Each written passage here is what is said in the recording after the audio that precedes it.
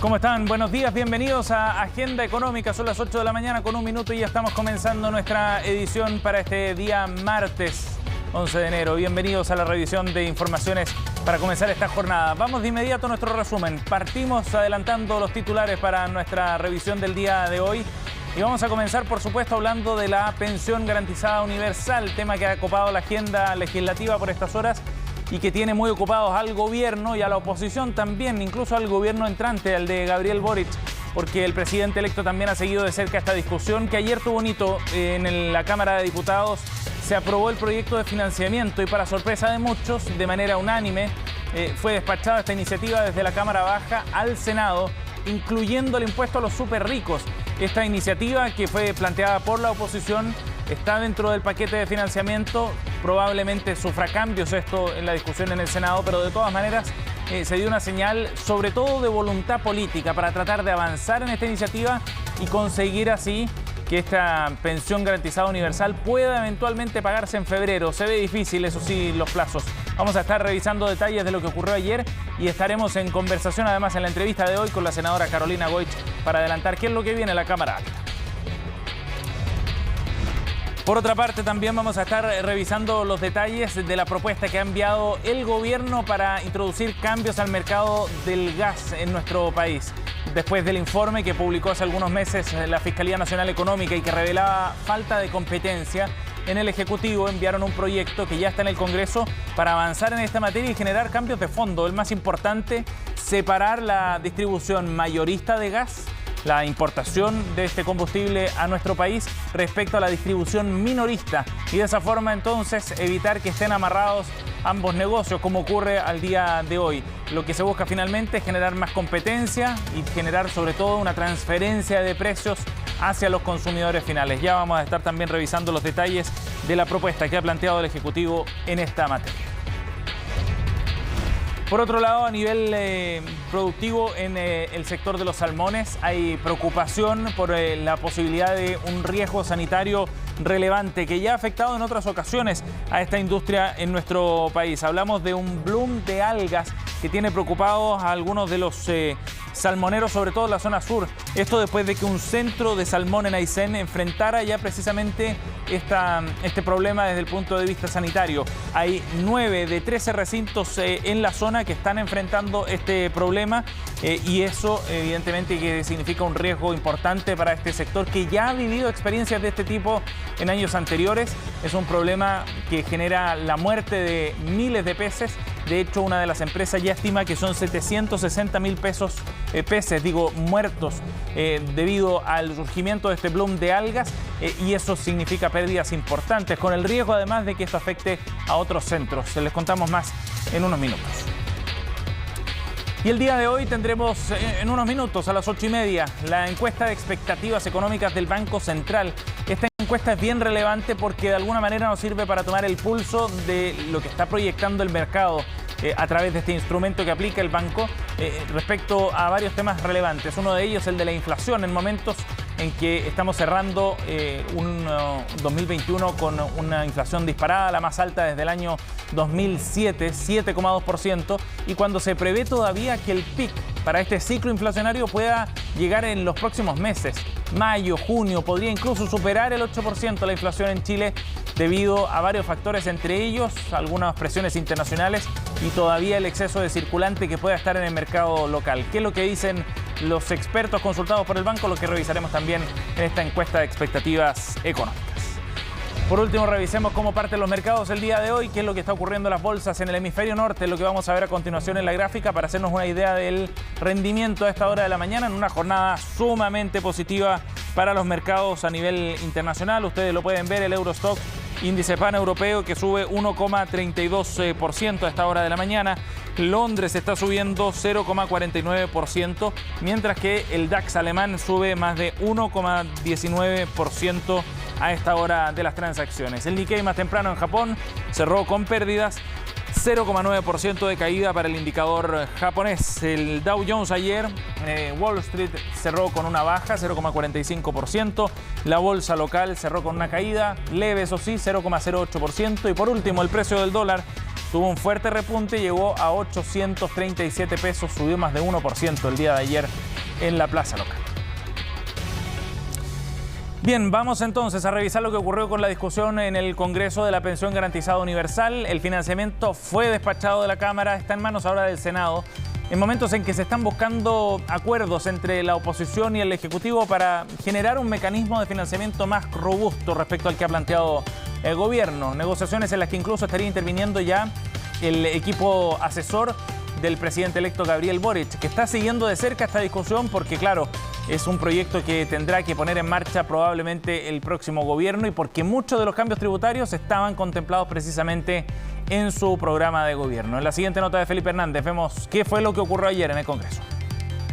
Se anticipaba que no iba a ser una discusión fácil. Esto es bien inédito, esto es vergonzoso, esto es completamente irresponsable. Esta es la primera vez que un beneficio social que es urgente para los chilenos tiene un proyecto de financiamiento aparte. En el tema político, aquí lo que se está haciendo, presidente, es un gallito con el gobierno entrante y el gobierno del presidente Piñera. Y a propósito de ese gallito, nosotros no tenemos ningún interés en disputar quién firma la reforma.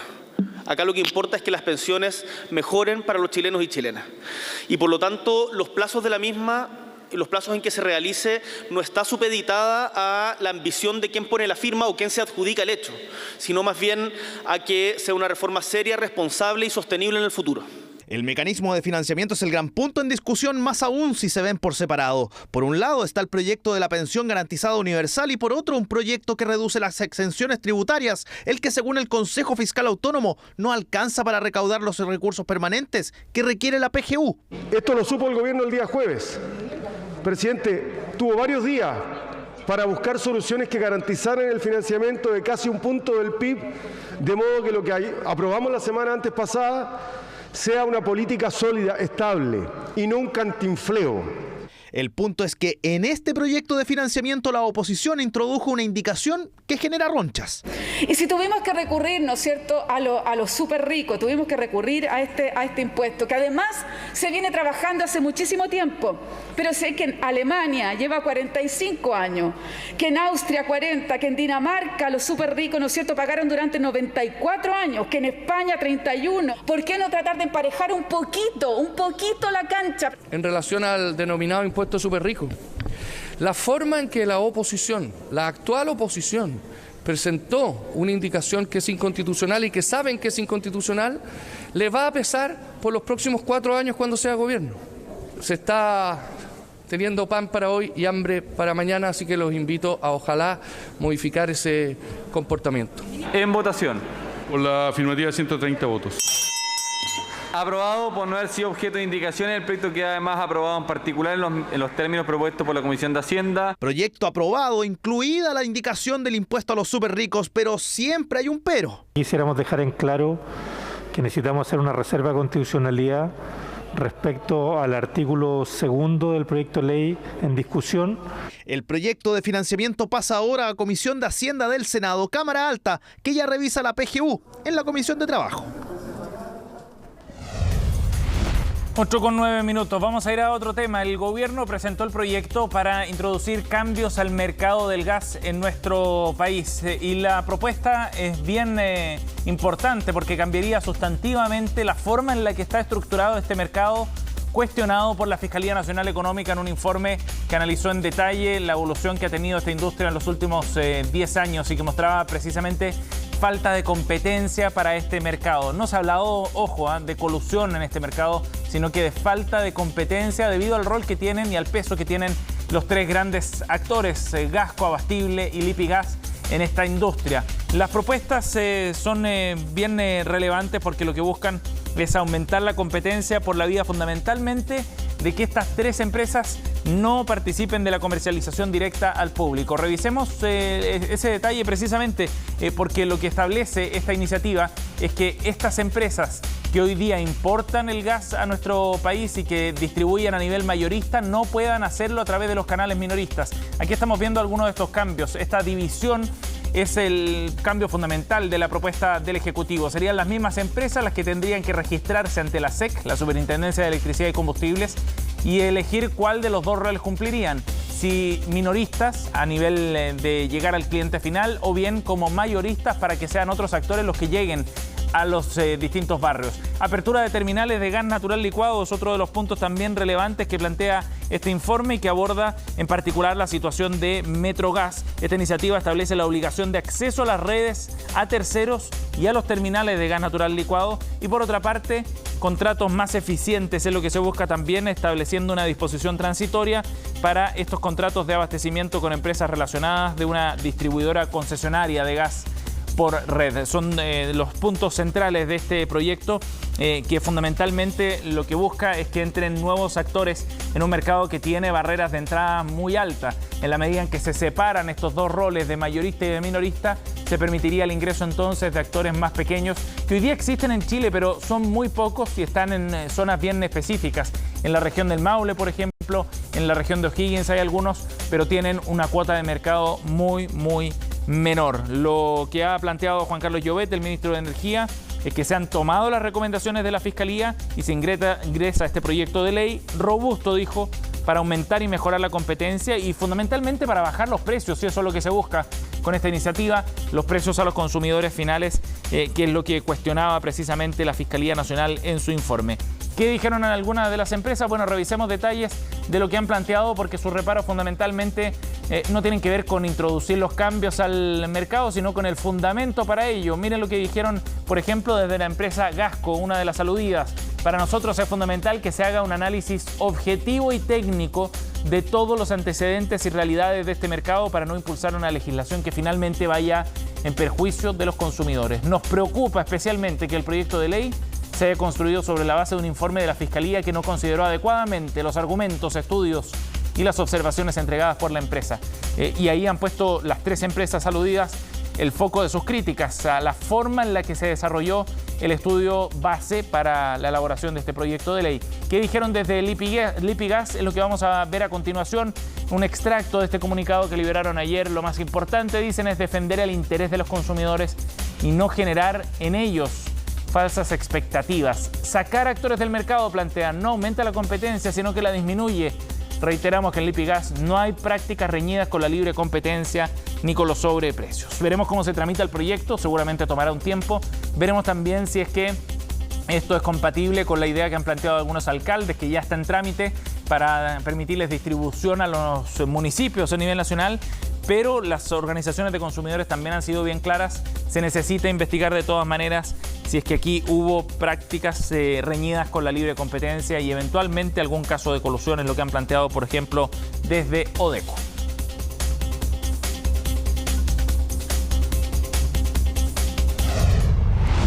Con 13, vamos a ir a otro tema. Como les contábamos en titulares, hay preocupación en la industria salmonera por lo que está ocurriendo en el sur de nuestro país y la posibilidad de que surja un nuevo bloom de algas que afecte la producción, como ya ha ocurrido en otros años. El Servicio Nacional de Pesca y Acuicultura, Sernapesca, informaba ya que entre el 8 y 9 de enero pasado fueron 9 centros de cultivo de salmón de la región de Aysén, lo que notificaron la activación de planes de contingencia por la presencia de esta microalga, que es la que genera el fenómeno conocido como este bloom de algas o un florecimiento de algas nocivas.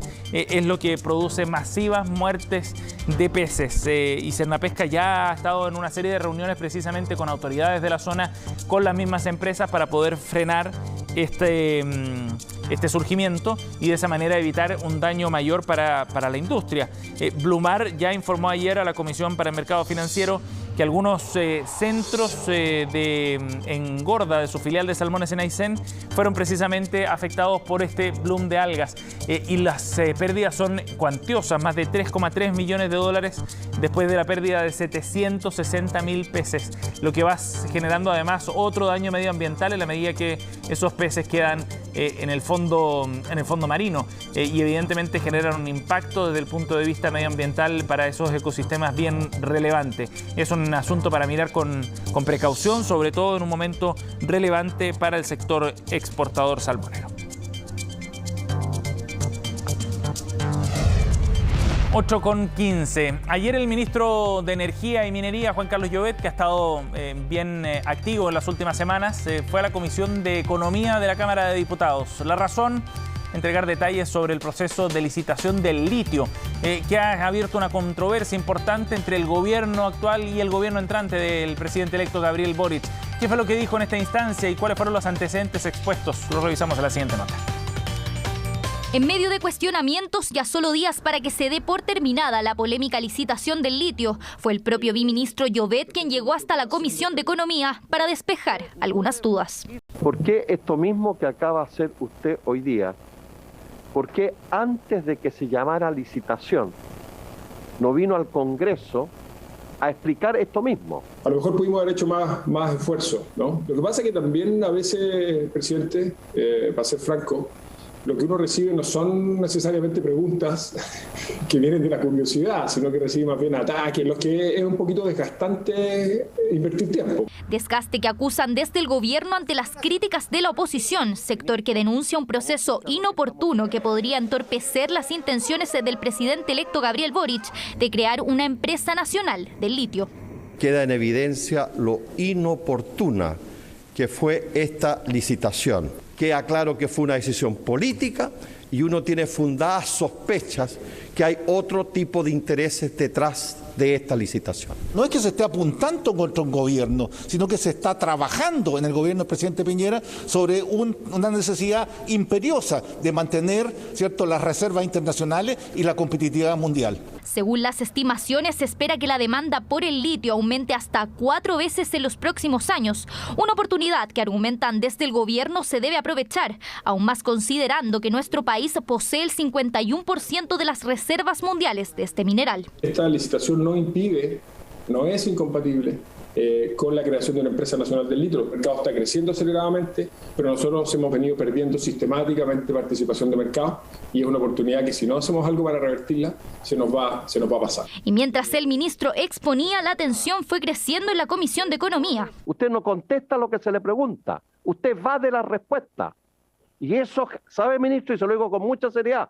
Usted alimenta las sospechas. No quiero escalar más este tema y generar un conflicto. Usted es libre de elegir sus preguntas, yo soy libre de elegir mi respuesta. Denuncias de poca transparencia en el proceso fue otro de los cuestionamientos de la oposición. Capaz el ministro y nos ha negado la posibilidad de conocer las bases de licitación. No hay nada aquí oscuro. Lo único oscuro es que el litio, que debiera ser algo que nos une a la izquierda, le genera un problema y lo politiza. Una polémica situación que terminará por zanjarse este viernes 14 de enero, cuando se den a conocer los resultados de la licitación.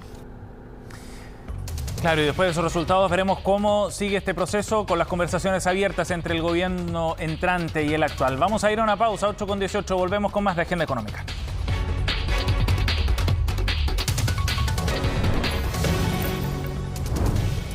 Estamos de vuelta aquí en Agenda Económica, 8:22. Ayer el precio del dólar cerró con una importante alza de más de 1%, 837 pesos fue el cierre. Sin embargo, en horas de la mañana había bordeado los 824.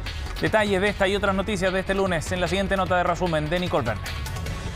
Sin lugar a dudas, las últimas semanas el gobierno ha ingresado proyectos claves al Congreso y el tema del gas no estuvo ajeno. La administración de Sebastián Piñera acogió las recomendaciones de la Fiscalía Nacional Económica e ingresó al Parlamento el proyecto que busca desintegrar el actual mercado del gas. La iniciativa, entre otras cosas, pretende implementar los conceptos de distribuidor mayorista y minorista, lo que dejaría fuera a gas coabastible y Lipigas del reparto directo al consumidor. Además, se buscará regular el negocio entre empresas relacionadas y abrir las redes del mercado del gas natural. Como gobierno recogimos las recomendaciones de la Fiscalía Nacional Económica e ingresamos un proyecto de ley muy robusto que busca aumentar y mejorar la competencia para bajar así los precios de este servicio básico tan importante para las familias chilenas. Buenas noticias para el sector de las telecomunicaciones. 67,4% de los hogares en Chile cuenta con conexión de internet fija. cifra muy por sobre el 48% que se registraba en 2018. Dentro de las preferencias, la fibra óptica es la que predomina entre los usuarios, representando 52,9% de las conexiones totales. El dólar repuntó este lunes, luego de cerrar el viernes en 828 pesos, la cifra más baja desde fines de noviembre. La divisa estadounidense escaló y subió casi 10 pesos, cerrando finalmente en 837. En tanto, el IPSA comenzó la jornada con números rojos, pero finalmente cerró con ganancias por 0,04%.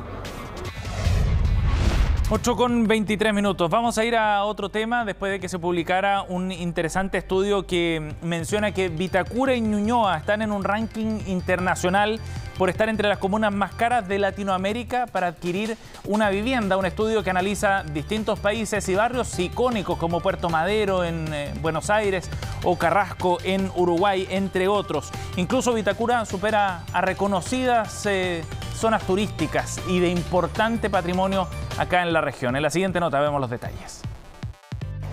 Es uno de los sectores más conocidos de Río de Janeiro. Hablamos de Ipanema, sus playas destacan por sí solas. Este es uno de los puntos más lujosos de Brasil, pero fue superado en el ranking de los barrios más caros de Latinoamérica para comprar una vivienda por Vitacura, acá en la región metropolitana. Yo creo que son cosas distintas. Ipanema es una ciudad, yo la conozco, una ciudad balneario que tiene otra geografía. Vitacura es una comuna, tiene muchos atributos, es tranquila, hay mucha seguridad, tiene todos los servicios. Y aunque ciudadanos y expertos coinciden en que es difícil hacer comparaciones debido a la diversidad de paisajes, economías y características, sí es correcto decir que se ha encarecido el precio del suelo y por consiguiente el de las viviendas. Ahí todo es carísimo, arriendo, compra, que sea, claro, es muy exclusión ese tema. El ranking de barrios exclusivos es liderado por Puerto Madero en Buenos Aires. Le sigue Vitacura, que tuvo una variación anual del 20%, y en tercer lugar aparece Ipanema. En general, buenos niveles de seguridad, una infraestructura urbana de muy alto estándar, áreas verdes de calidad y muy buenos servicios y equipamientos comunales hacen de Vitacura una de las comunas más demandadas por los hogares de más alto patrimonio en la región metropolitana. Pero si les sorprende que Vitacura supere también, por ejemplo, al barrio San Isidro en Lima y a otros en Sao Paulo, Colombia o México, el estudio de Properati Argentina señala que entre los sectores de clase media, Ñuñoa lidera el ranking y es el más caro en Latinoamérica para comprar una vivienda. Hoy día Ñuñoa es la comuna que más vende a nivel nacional. Porque como tiene sus inicios en barrios obreros, tiene mucha calidad de vida de barrios, hay mucho almacén, hay mucha plaza, hay mucho, digamos, comercio de menor escala, y además de eso, hoy día es la comuna que cuenta, por ejemplo, con más estaciones de metros, cuenta con avenidas estructurantes a nivel ciudadano. Eso, más la calidad de los servicios y los parques y plazas, hacen que sea una comuna preferida por varios. Sin embargo, reconocen que comprar y arrendar es caro. Está súper caro. Para por lo menos los arriendos y no sé, en las ventas, y eso sí que no sé, pero los arriendos sí me consta que está caro. Yo compré mi departamento ahí hace 8 o 10 años, 43 millones de pesos me costó. Hoy ese departamento vale 200 millones. El arriendo aquí en Brown, yo vivo aquí en Brown a la vuelta, vale entre 500 y 600 mil pesos un arriendo. Ñuñoa está caro hace ya 8 años atrás. Y empezó a subir más y más. Aquí es carísimo, tanto el arriendo es súper caro, es una de las comunas que han dicho que es más cara. Ñuñoa se ubica por sobre barrios de Buenos Aires y Río de Janeiro, con una variación anual del 28%, dos comunas que sobresalen en rankings internacionales por el alto precio de sus viviendas. 8:27, gracias por acompañarnos en Agenda Económica. Ya vienen las noticias internacionales. Jacinta Molina en Conexión Global a continuación. Que tengan un buen día.